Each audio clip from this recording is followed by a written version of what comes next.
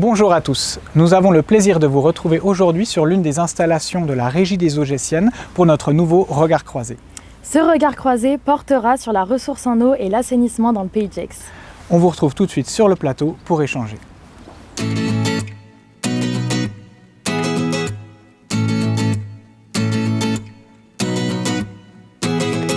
Bonjour à tous et bienvenue dans notre émission Regard croisé. Donc tout d'abord, merci d'être présent aujourd'hui. Donc nous avons le plaisir d'accueillir du côté de l'agglomération le président Monsieur Patrice Dunant, ainsi que Aurélie Charillon, la vice-présidente en charge de l'innovation et de la transition écologique. Concernant la régie des eaux gessiennes, donc nous avons le président Monsieur Michel Brulard avec Madame Christine Dupin-Loup qui est vice-présidente. L'association Au bien commun du Pays de Gex est également représentée aujourd'hui par Monsieur Alain Ster. Et enfin, donc, nous avons également le président de l'association Services industriels de Terre Sainte et environ, qui est représenté par le vice-président Alexandre Legrain. Ouais. Merci à tous pour votre présence. Pour attaquer ce débat, peut-être une première question très générale, Monsieur le Président de la Régie. Qu'est-ce qu'une régie publique en quelques mots ? Comme ça s'intitule, c'est une structure publique qui est dirigée par un conseil d'administration qui est composé de 8 membres qui sont élus par le conseil communautaire de l'agglo. Donc ce conseil d'administration, il y a un président et une vice-présidente. J'ai tenu à ce qu'il y ait la parité dans ce conseil d'administration, donc elle est respectée. On est 4 hommes et 4 femmes qui dirigent cette régie, donc il y a un directeur et une soixantaine de personnes qui travaillent dans cette structure. Donc la régie, elle a pour but aussi, il faut que, comme l'eau doit payer l'eau, donc c'est elle qui gère l'eau potable et aussi l'assainissement. D'accord. Donc c'est uniquement les contributions sur la facture d'eau qui payent l'eau. C'est que la facture qui paye l'eau. Et après, on a des subventions pour des travaux qui émanent du département et de l'agence de l'eau. D'accord. Monsieur Dunant, nous savons que ce sont les élus gessiens qui ont fait le choix de créer une régie de cette nature-là. Donc pouvez-vous nous expliquer pourquoi ? Oui, d'abord c'était assez curieux, parce que ce n'était pas l'orientation générale d'avoir des régies publiques à la place du système privé, j'allais dire de délégation à des fermiers du domaine industriel privé. Par contre, en fait, ça a été amené parce qu'on a eu un problème majeur avec justement l'exploitation privée antérieure qui était déléguée, avec en particulier un réseau d'eau potable qui n'avait pas été traité au sens de sa performance. Ça veut dire qu'il y avait des objectifs dans le contrat, il n'y avait pas que ça bien sûr, mais il y avait surtout ces objectifs de non-performance du réseau qu'il fallait absolument améliorer, et pendant toute la durée de la délégation, les objectifs n'ont pas été tenus. Ce qui était un problème majeur, puisque du coup c'était des milliers, voire des millions de mètres cubes d'eau qui étaient perdus du coup. Même si après, ça rentre évidemment dans le terrain. Mais par contre, on avait cette grande difficulté qui était un danger aussi pour l'eau au robinet au sens du volume, puisque cette amélioration n'intervenait absolument pas. Une opacité aussi, il faut le dire, sur les rendus et les comptes rendus d'activité qui étaient absolument pas satisfaisants. Donc, les élus gessiens, et je veux saluer ici monsieur, qui est représentant d'une association qui a changé de nom, mais c'était ATTAC, à cette époque-là, si je ne me trompe pas. Oui, c'est ça. Voilà. Et du coup, en particulier Michel Amiotte, qui était conseiller municipal d'opposition à Gex, avec qui je m'entendais parfaitement bien, mais qui nous avait alerté aussi très très lourdement, j'allais dire, avec beaucoup de passion et de précision sur justement ces difficultés. Je crois que finalement, au-delà des clivages politiques, il y avait un consensus pour qu'on reprenne en main, dans le giron public, cette gestion de l'eau, en considérant, je ne vais pas exagérer non plus dans la valorisation des associations, mais quand même en considérant que ce n'était pas un bien comme un autre et qu'il était suffisamment précieux, important et rare pour qu'on puisse garder en tout cas cette gestion publique, et on a bien fait puisque les performances de notre régie depuis plusieurs années est présente. On y reviendra. Effectivement, la transition est toute trouvée au bien commun. C'est le nom de votre association. Je vais dire quelques mots qui vont recouper ce que M. Patrice Dunant vient de dire. Déjà, l'association s'est beaucoup impliquée dans le Pays de Gex pour passer en régie publique. Pourquoi ? Parce qu'on considère que l'eau, c'est un bien vital pour tous et qui est en danger parce que la progression de notre démographie et aussi des mésusages, que ce soit au niveau de la planète comme au niveau des collectivités locales. On a la même problématique. Alors, pour maintenir l'accès à l'eau à tout le monde, alors il nous semble important qu'il y ait des arbitrages politiques. Et dans ce cadre-là, le laisser au privé qui, forcément, à un moment donné, va avoir un biais parce qu'il recherche la rentabilité financière, n'était pas la bonne solution. Donc le passage à la régie publique, on a œuvré pour et on est fort content que ça se soit passé ainsi. Très bien. Voilà. Très bien, merci pour... Et justement, je voudrais aussi dire aussi qu'effectivement, depuis que c'est un régie publique, le taux de rendement, c'est-à-dire le taux de rendement a explosé, c'est-à-dire qu'il y a de moins en moins de fuites, tandis qu'avant, il y avait du laisser-aller et on perdait de l'eau alors que c'est une ressource de plus en plus précieuse. Ce sera évidemment un sujet à aborder au cours de ce débat. En quelques mots, Christine Dupanloup, pouvez-vous nous qualifier la ressource en eau dans le Pays de Gex? Est-elle par exemple de bonne qualité? Oui, alors bien sûr, de bonne qualité, c'est notre devoir d'y faire attention. Et justement, pour ça, il faut qu'on soit très attentif aux recommandations qu'on a par rapport à l'ARS, donc l'Agence régionale de santé aussi, qui nous l'impose. C'est aussi pour ça que souvent les consommateurs râlent, parce qu'ils disent « Ah, elle a un goût de chlore » ou comme ça. Mais c'est obligatoire pour justement avoir une qualité de l'eau irréprochable. Et qu'après, justement, tout le monde puisse la boire, puisque l'eau, comme a dit monsieur, c'est quelque chose à préserver, et c'est une ressource que l'on doit préserver, et justement, y faire très attention, et avoir une réglementation assez importante. Donc oui, effectivement... Alors oui, effectivement, dans le Pays de Gex, on y est attentif, et à la régie tout particulièrement. Après, c'est aussi important pour nous, il faut savoir que c'est un service qui est donné à chacun des Gessiens, et c'est 7 jours sur 7, 24 heures sur 24. Donc c'est un service important et pour justement préserver cette qualité et ce service. Et donc, Monsieur le Président, en complément, effectivement, donc une eau de bonne qualité qui est traitée au minimum, si on comprend bien, selon les recommandations de l'ARS. Et sur sa gestion, Monsieur Ster tout à l'heure mentionnait les efforts qui ont été faits sur le taux de perte, le rendement vis-à-vis des fuites, la lutte contre les fuites. Comment est-ce qu'on peut résumer le rôle de la régie, en quelques mots, sur le captage de l'eau, comment elle peut impacter à la fois la ressource générale et comment elle voit ses missions, comment elle met en œuvre ses missions à la fois sur l'eau potable et l'assainissement, un point à ne pas oublier. Donc pour revenir sur le rendement du réseau, donc en 2018, quand on a créé la régie, on avait un rendement de un peu plus de 73%. Fin 2023, on a passé les 88, on est à 88,5% de rendement, grâce à beaucoup d'investissements qu'on a fait, notamment des prélocalisateurs de fuite. Donc c'est des appareils qui se mettent sur les tuyaux qui enregistrent le bruit, notamment ça on peut le voir notamment la nuit. Donc dès l'instant qu'on a beaucoup de bruit dans la canalisation, c'est qu'il y a une consommation. Donc la nuit, normalement on est censé moins consommer, donc on peut repérer les fuites.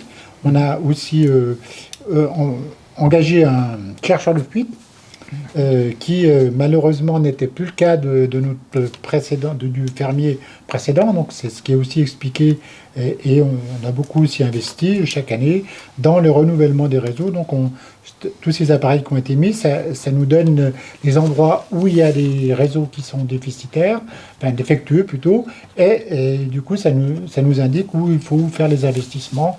Et après on suit aussi le plan directeur qui avait été élaboré, et puis aussi on va aussi avec les communes qui ont des travaux qui prévoient d'aménager des routes. Donc là on se dit il faut changer les tuyaux s'ils ne sont pas en bon état avant de faire les travaux. C'était aussi le but. Donc c'est cette économie de pompage qui a été faite en somme, parce que quand c'est de l'eau qui arrive par gravité, c'est moins grave s'il y a une fuite, parce que bon, elle retourne quand même dans la nature, mais quand on la pompe, on paye de l'électricité, et donc ça représente plus de 5 millions de mètres cubes d'économisés depuis la création de la régie, ce qui équivaut à 2000 piscines olympiques. D'accord.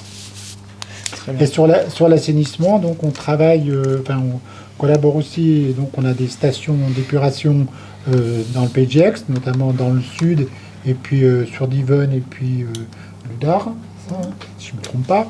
Et puis il y a plus de 60% qui est traité par les SIG, les services industriels de Genève, sur 2 stations qui sont en Suisse, donc qui sont proches du Rhône, et donc les effluents vont directement dans le Rhône, ce qui est quand même plus facile que nos stations qui se déversent dans des petites rivières et où les contraintes, les normes de rejet sont plus contraintes que par rapport au Rhône. C'est régi effectivement par des normes sur la qualité de l'eau qui est rejetée dans les rivières. Tout à fait. D'accord.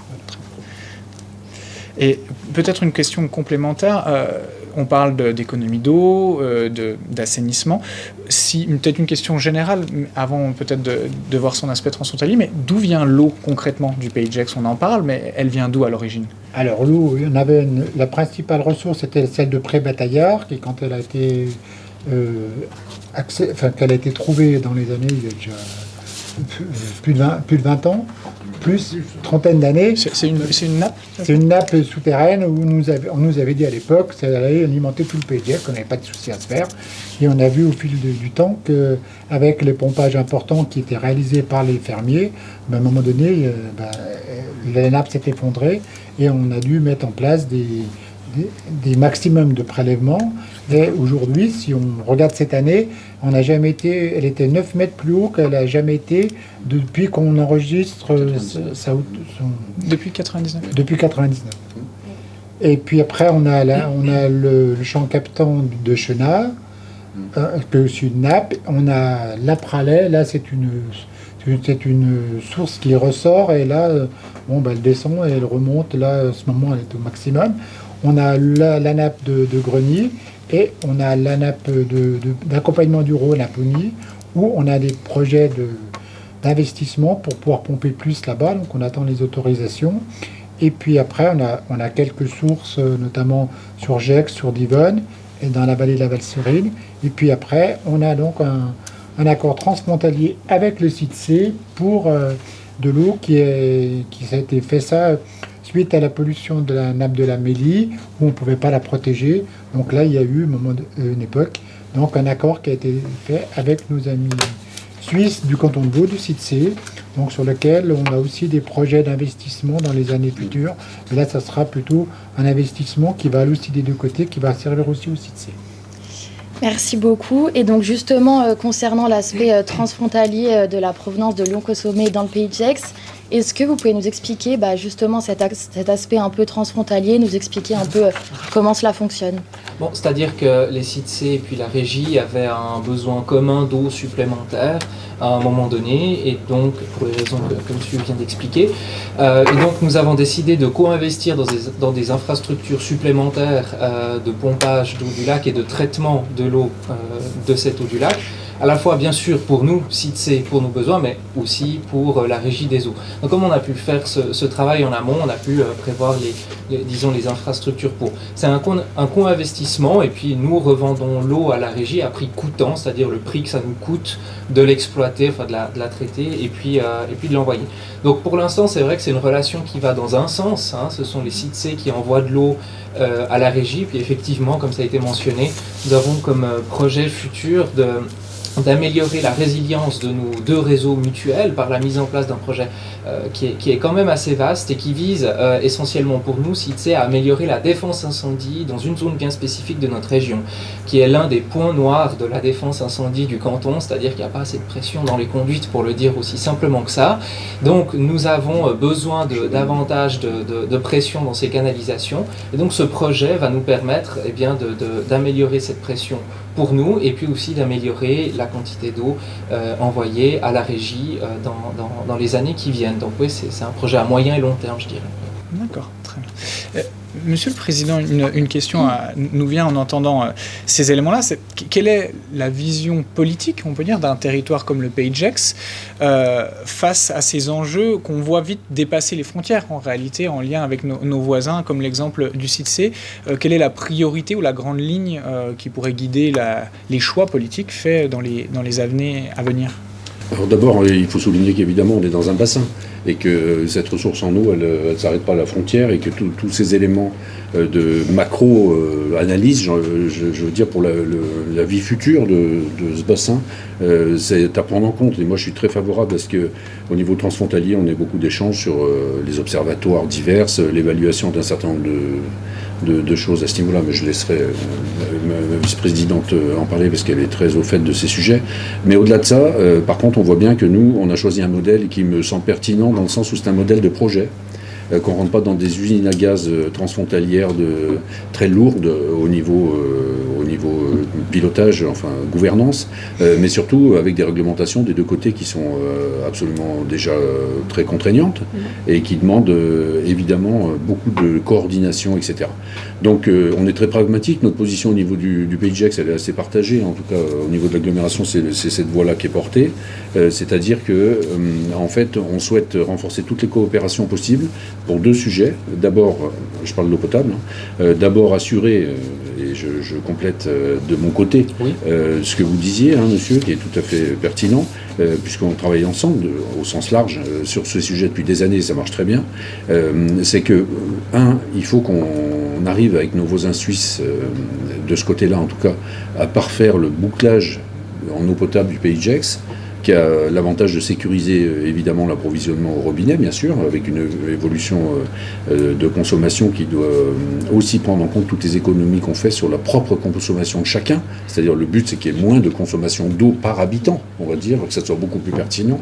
Mais ce bouclage, il est absolument indispensable pour les raisons que Michel Brulard, le président de la régie, aussi évoquait, c'est-à-dire la sécurité de nos sources et de nos nappes d'approvisionnement, avec un équilibre justement qui se fait au nord et au sud du Pays de Gex pour pouvoir assurer justement ce bouclage. Et les deux points ont été soulignés, le site C, et c'est là que le transfrontalier est essentiel, avec aussi une conscience réelle sur le fait que c'est pas parce qu'il y a un lac, c'est pas parce qu'il y a le Rhône, c'est pas etc. qu'il faut qu'on se dise c'est open bar, si vous permettez, même si c'est en principe pas la même boisson, mais que c'est open bar et qu'on peut sans vergogne y aller, puisque c'est pas à vous que je vais apprendre qu'il y a des problématiques aussi très importantes dans la qualité des eaux du lac et la qualité du lac lui-même dans son renouvellement, son oxygénation, sa biodiversité, etc. Donc ça, c'est un objectif aussi qu'on partage avec nos amis suisses au niveau transfrontalier, parce que ce lac, il est commun aux deux, et le Rhône aussi, on le voit bien que c'est des enjeux très importants. Et puis le sud du Pays de Gex avec Pougny, qui est absolument fondamental, et la régie d'ailleurs a mené un travail de fourmi depuis des années pour cadrer justement ces pompages qui ont été réduits déjà dans leur principe pour leur mise en œuvre. Donc il y a eu des efforts déjà de fait avant même qu'il y ait les autorisations pour que ça se fasse, mais justement pour que cet équilibre puisse se faire et qu'on s'en sorte beaucoup mieux à l'avenir. Et ça permettra justement de faire en sorte que dans ce bassin transfrontalier, eh bien, la coopération par projet permette de répondre aux besoins de chacun et bien sûr d'avoir toujours en tête la préservation de notre environnement au sens large, puisque ça, c'est évidemment absolument fondamental. Et cette coopération qui concerne aussi d'ailleurs l'assainissement depuis des années, mais cette fois aussi en particulier avec les 6G sur le canton de Genève aussi, de façon très importante. Très bien. Madame Charillon, nous savons que certaines thématiques sont soulevées justement par cette ressource en eau, notamment les besoins de préservation, les préservations des milieux, etc. Donc est-ce que vous pouvez nous en dire un peu plus sur les enjeux de la ressource et sur la vision que veut développer l'Agglo sur ce sujet ?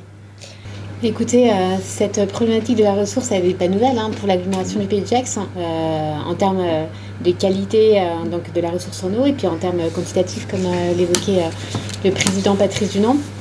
C'est vrai que cette attention, elle a été particulièrement soulevée en fait depuis 2015, puisqu'il y a eu une étude de prélèvement, de volume de prélèvement potentiel qui a permis de mettre en exergue le fait que le bassin versant et les sédiments fluvio-glaciaires, je crois que c'est le bon terme, étaient carencés. Les formations fluvio-glaciaires étaient carencées, et à partir de ce moment-là, il y a plusieurs actions qui ont été lancées par Pays de Gex Agglo, donc de plusieurs ordres, qui consistaient via des contrats environnementaux et des comités de rivière, à améliorer les questions de ressources en eau de manière qualitative et quantitative. C'est ce qu'on disait tout à l'heure, c'est qu'à partir du moment où vous avez des eaux souterraines et des nappes phréatiques qui sont reliées à des prélèvements d'eau potable, on a tout intérêt à améliorer sa qualité et puis à réguler son niveau quantitatif. Il y a eu donc également le lancement de ce qu'on appelle le PGRE, donc le plan de gestion de la ressource en eau, qui a couru donc sur la période 2018-2023 et qui est en cours d'évaluation et qui vraiment s'est attaché, alors je crois qu'il y a eu 31 actions qui ont été lancées, à justement étudier un rééquilibrage des ressources en eau souterraine qui était en lien avec le prélèvement à usage d'eau potable. Il y a eu aussi une attention particulière sur maintenir en fait un débit qui était estimé suffisant pour les cours d'eau gétiens. Et puis il y avait des actions aussi pour vraiment contrôler les niveaux d'étiage pour nos cours d'eau, et puis aussi un meilleur contrôle de nos nappes phréatiques, puisqu'on a toujours intérêt évidemment à mieux connaître nos nappes phréatiques et nos cours d'eau pour pouvoir permettre de répondre aux besoins de nos habitants et notamment à l'usage d'eau potable. Et puis actuellement, on est en train de travailler aussi sur un schéma directeur des zones humides. Donc c'est extrêmement important parce que les zones humides, on connaît un petit peu moins peut-être en tant que citoyen ou gétien, mais en fait elles ont des fonctions extrêmement importantes en termes de régulation, d'épuration et puis aussi de lieux de biodiversité. Et comme l'agglomération a pris une compétence qui est la compétence GEMAPI, gestion des milieux aquatiques et de prévention des inondations, eh bien, la fonction régulatrice des cours d'eau a tout intérêt à être préservée, valorisée même, puisqu'après, eh bien, c'est la protection des personnes, des biens qui est aussi anticipée. Donc, ce plan de gestion des zones humides, eh bien, il est aussi en cours d'évaluation, en cours d'élaboration, il va être approfondi et puis il va aussi permettre de travailler sur un meilleur équilibre quantitatif, je dirais, entre le prélèvement de l'eau, l'usage d'eau potable, et puis la capacité des milieux à se ressourcer naturellement. Donc ça, c'est vraiment important. Et puis évidemment, de maintenir, on en revient à l'aspect qualitatif des cours d'eau, une qualité d'eau qui soit suffisamment bonne pour pouvoir après avoir une eau potable qualitative. Et je pense que c'est cela dont on peut être très fier dans le Pays de Gex, c'est d'avoir une eau potable, contrairement à d'autres régions en France, qui ait bon goût. Moi, je reviens à ça parce que derrière, il y a moins besoin de traitement. Et ça, c'est aussi bien pour les citoyens et qu'on puisse, d'autre part, expliquer à nos citoyens, et là je fais le lien avec les questions vraiment d'économie de l'eau, on parle beaucoup d'économie d'énergie, je pense qu'il y a une grande vague de communication et de sensibilisation à faire pour cet or bleu à destination de nos concitoyens qui doivent conscientiser que c'est un bien qui devient de plus en plus rare et pour lequel il faut beaucoup d'attention. Merci pour ces précisions. Vous entendre sur l'aspect sensibilisation et besoin d'information, d'évolution des comportements, nous interroge. Monsieur Ster, par exemple, votre association, quelles sont les préconisations? Pourquoi militons-nous? Vous avez été fortement engagé, comme vous l'avez dit, sur la création de la régie dans sa nature. Désormais qu'elle est en œuvre et que les projets dont on va parler encore se déroulent, quelles évolutions, quelles mentalités doivent évoluer chez chaque citoyen ou dans l'approche publique de la gestion en eau? Dans l'approche publique, je pense qu'on ne peut qu'espérer la poursuite des efforts qui ont été faits, qui ont été vraiment productifs, déjà continuer. Deuxièmement, je pense si on peut accentuer l'effort pédagogique pour faire comprendre à chaque citoyen que l'eau est une ressource qui est en danger et qu'il faut donc changer un peu de comportement, ça serait bien. Et voilà, je pense que ça c'est une attente majeure, c'est de prendre conscience que la ressource devient rare et qu'au niveau de nos façons de vivre, il faut s'adapter aussi et de pas gaspiller, quoi, c'est clair. Après, on a un autre souci, c'est aussi pour les gens qui ont du mal à vivre dans le Pays de Gex. Donc, au sein du CTC, j'ai évoqué l'idée de faire une tarification différenciée. Et il y a un obstacle, c'est que, déterminer combien de personnes sont dans un foyer, c'est compliqué. Mais malgré tout, ça serait bien si on pouvait arriver à ce qu'il y ait un certain nombre de mètres cubes d'eau au départ qui soit gratuit pour tout le monde. Et par contre, au point de vue trésorerie, que ça soit compensé par une cherté augmentée pour les gros usages. et en laissant aux personnes le souci de, si elles ont par exemple une famille nombreuse, de prouver avec les documents fiscaux qu'effectivement elles auraient droit à une réduction.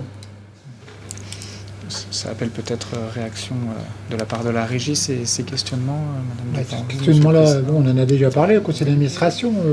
Personnellement, je ne suis pas très favorable parce que c'est quand même une structure, comme vient de me dire monsieur, et il faut prouver après, il faudra trouver les solutions, parce que si on met un certain nombre de mètres cubes gratuits, comme certains l'ont fait, on faudra fatalement augmenter le prix de l'autre pour arriver à avoir toujours le même montant pour financer nos investissements. Et puis, c'est clair qu'on nous disait, il suffit de demander aux gens combien ils sont dans le foyer. Et comme je l'ai toujours dit, quand il y aura un nouvel arrivant, on va nous le signaler, mais quand il y en aura de moins, on ne va pas nous le dire. Et donc, ça voudra dire qu'aussi que de notre côté, au niveau de la régie, il faudra engager du personnel pour gérer ça. Donc, ce qui fera aussi encore des frais supplémentaires. Puis après, les gros consommateurs, le plus gros consommateur du PGX, c'est l'hôpital de Touja.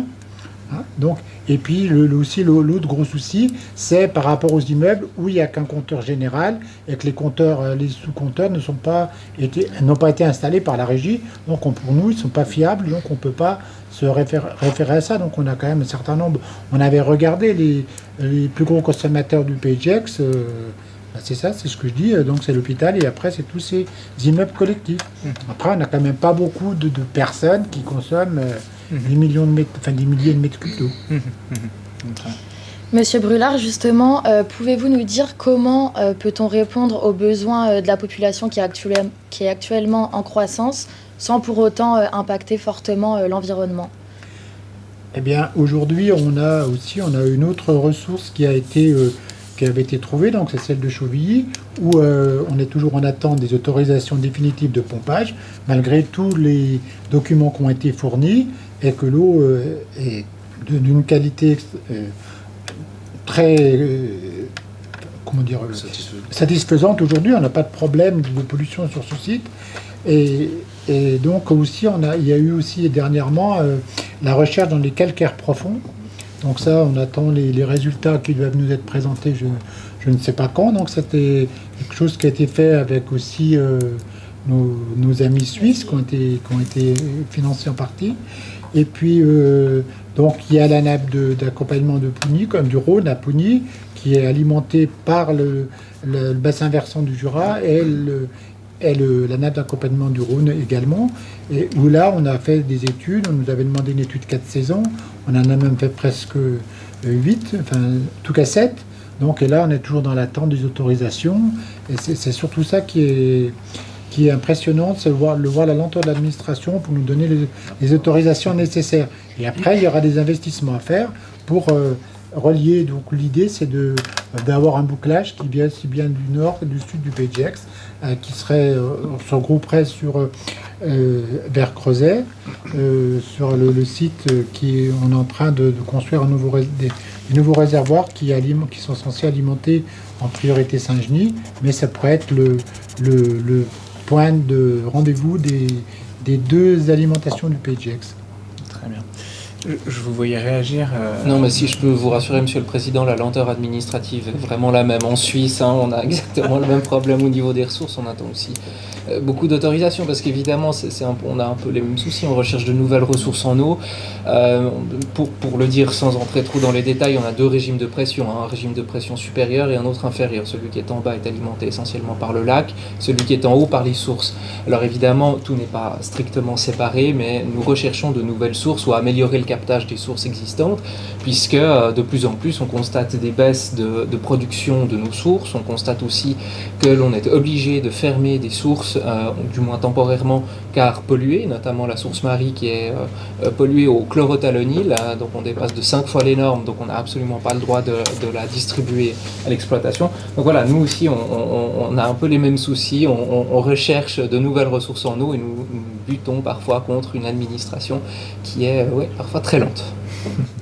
Très bien, merci pour cette remarque. Madame Charillon et même Madame Dupanloup, nous savons que l'Agglo porte une politique de sensibilisation justement en lien avec la Régie des eaux. Est-ce que vous pouvez nous en dire un peu plus sur cette politique ? Une sensibilisation, oui, importante. Je pense que déjà, aller sur le site de la Régie des eaux pour contrôler, par exemple, sa consommation, je pense que ça intéresse tous les foyers du Pays de Gex. Et en même temps, c'est peut-être aussi, on va demander ça un peu aux parents, aussi de dire à leurs enfants, bah voilà, juste fermer l'eau quand on est en train de se laver les dents, bah c'est déjà un plus.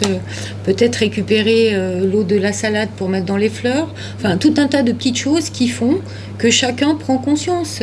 Je crois qu'à l'heure d'aujourd'hui, ça commence, je pense, vraiment par les enfants. Donc c'est vrai qu'aller sur le site, vous verrez, il y a des petites gouttes d'eau qui expliquent exactement aussi, cette goutte d'eau, elle coûte, oui, mais il n'y a pas que l'eau, il y a tout un tas de choses. Donc tout ce dont on a parlé tous ensemble. Et je pense que ça, c'est une première sensibilisation. Et commencer par là. Après, avec l'agglomération, on peut regarder, je pense, à faire d'autres choses de plus en plus. Et je pense d'être peut-être régulier et constant et de voir l'évolution. Et je pense que si chacun fait attention, on peut tous y arriver ensemble.